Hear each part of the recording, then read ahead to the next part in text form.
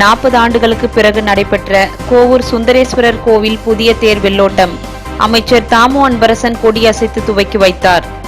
காஞ்சிபுரம் மாவட்டம் குன்றத்தூர் அருகே உள்ள கோவூர் அருள்மிகு சுந்தரேஸ்வரர் திருக்கோவிலில் புதிய தேர் வெள்ளோட்ட நிகழ்வு நடைபெற்றது. ஏற்கனவே இருந்த பழைய தேர் சிதலமடைந்ததால் இந்து சமய அறநிலைத்துறை சார்பில் 1 கோடி செலவில் புதிய தேர் செய்யப்பட்டு புதிய தேர் வெள்ளோட்ட நிகழ்வு கோலாகலமாக நடைபெற்றது. இதில் தமிழக சிறு குறு நடுத்தர தொழில் நிறுவனங்கள் துறை அமைச்சர் தாமு அன்பரசன் கலந்து கொண்டு புதிய தேர் வெள்ளோட்ட நிகழ்வினை கொடி அசைத்து துவக்கி வைத்தார்.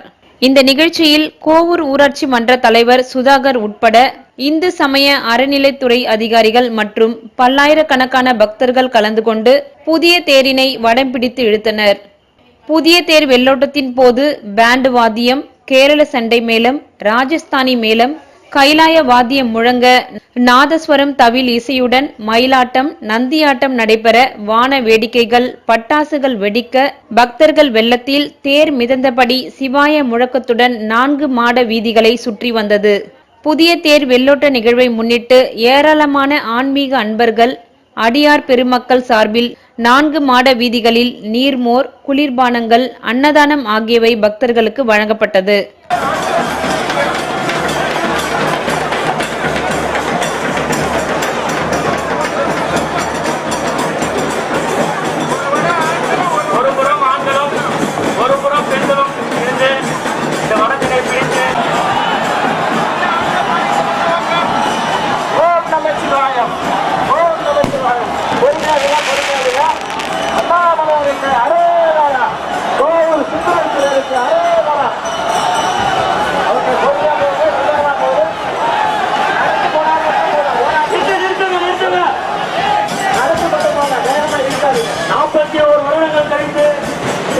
செய்யப்பட்டு வீடுள்ள வெள்ளோட்ட விழா நடைபெறுகிறது.